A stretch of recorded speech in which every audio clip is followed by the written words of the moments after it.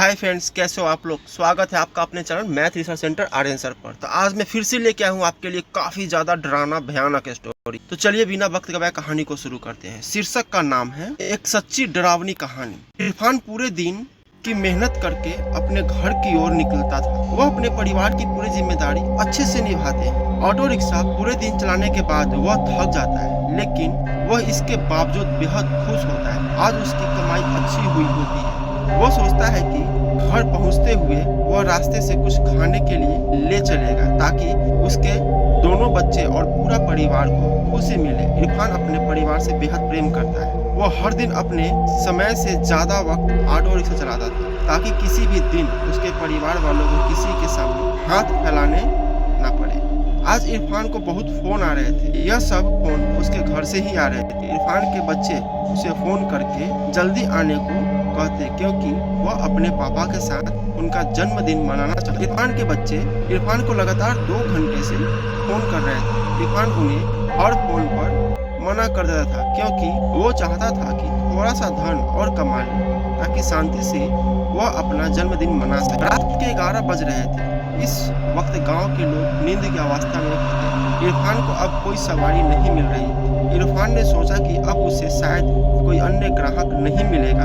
अब उसकी जेब में भी पूरे दिन के तकरीबन 1200 से 1300 कमाई हो चुकी थी। अब वह अपने घर की ओर निकल रहा था। उसने अपने फोटो के दोनों कोनों को खींचा हुआ था। वह बेहद खुश था। वह रास्ते में ढाबे से कुछ खाना भी लेकर जाने का सोच रहा था। रात के वक्त होने के कारण वह अपनी तेज रफ्तार से ऑटो दौड़ा रहा था। यह रास्ता उसे घर की तरफ शॉर्टकट था।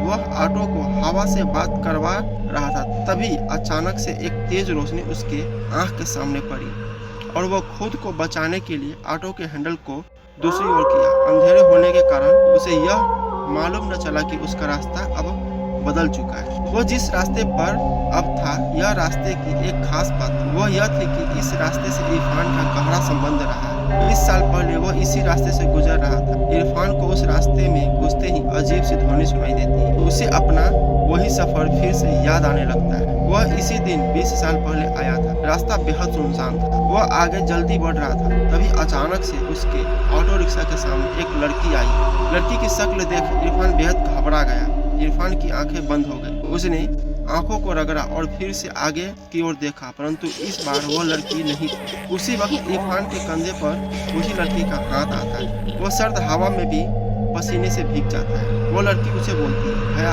आगे की तरफ चलेंगे। इरफान डरते हुए जवाब में न कह देता है। वो कहता है कि मुझे अपनी घर की ओर जाना है। वो लड़की फिर कहती है, मैं आपको आपके घर तक पहुंचा दूंगी। इरफान डरते हुए उसे बैठा लेता है। वह अपना फोन निकालकर अपने घर फोन करने की कोशिश करता है, परंतु उसके फोन में नेटवर्क नहीं आ रहा होता है। उस लड़की उससे कहती है, यहाँ फोन नहीं चलता। इरफान इस वक्त हद से ज्यादा घबराया जाता है जब उसे मालूम पड़ता है कि वो लड़की उसकी ऑटो में बैठी होती है। उसकी तस्वीर उसके आगे बने शीशे पर नहीं दिख रही होती। इरफान उस लड़की को देखने के लिए पीछे मुड़कर देखता है तो उसका ऑटो से ध्यान भटक जाता है और उसका ऑटो एक विशाल ब्रिज से टकरा जाता है। इसमें इरफान की मौत हो जाती है। इरफान के घर का माहौल अब बेहद चिंतित रहता है। पूरी रात इरफान की कोई खबर नहीं मिली। फोन भी अब नहीं लग रहा होता है। इरफान के बच्चे और इरफान की पत्नी बेहद चिंतित रहती है। तभी उनका एक पड़ोसी उसके पास आता है और इरफान की पत्नी को अखबार दिखाते हुए कहता है कि क्या कल इरफान संघर इलाके से आ रहा था। इरफान की पत्नी कहती है कि उसे नहीं मालूम, लेकिन यह इरफान नहीं हो सकते।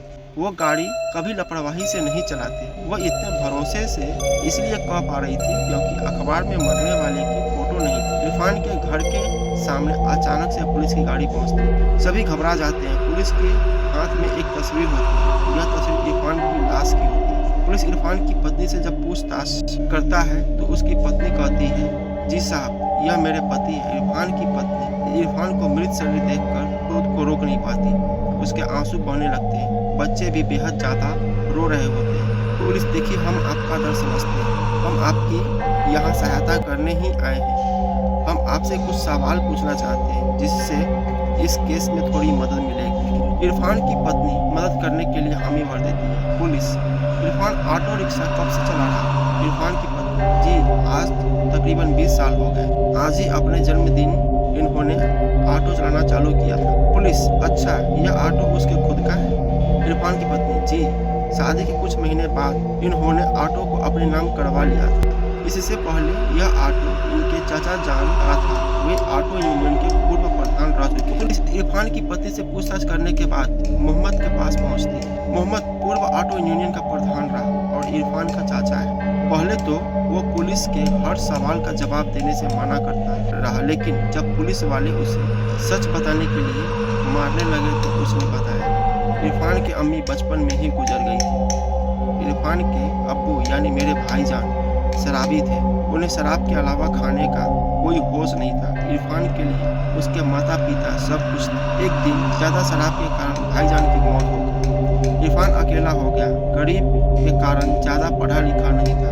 वो मेरे साथ ही रहने लगा। पहले तो हमने उसे पढ़ने के लिए कहा, लेकिन उसका मन अब पढ़ाई में नहीं था। वो कहता कि उसे पैसे कमाने ताकि वह अपनी आगे की जिंदगी अच्छे से बिता सके। इरफान के जन्मदिन के दिन हमने उसके लिए ऑटो लिया और उसे भेंट कर दी। ऑटो पाकर वह बेहद खुश था। ऑटो चालक के रूप में उसका वह पहला दिन था। मैं भी उसके साथ ही गया था। यह सुनकर पुलिस वाला हैरान हो जाता है। पुलिस बीच में रोकता है और पूछता है कि तुमने तो कहा था कि इरफान उस वक्त अकेला था। झूठ कहा था मैंने। इरफान का जन्मदिन था तो उसके लिए संगरन से एक शराब की बोतल और साथ में कुछ चखने में भुजिया ली। यह रास्ता हर वक्त सुनसान ही रहता है। उस वक्त रात के 10:15 बज रहे थे। हमारे ऑटो को एक लड़की ने रोका। वह बेहद खूबसूरत थी देखने में। छोटे कपड़े पहने हुए थे।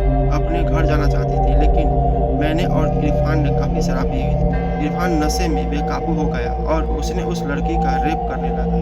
वह चीख भी रही थी, लेकिन उसकी सुनने वाला उस जगह पर कोई नहीं था। यह सुनते ही पुलिस वाला आगे के केस को समझ गया। उसने उस लड़की के केस को फिर से खोला और मोहम्मद को फांसी की सजा मिली। इरफान को सजा तो खुद वो लड़की दे चुकी थी।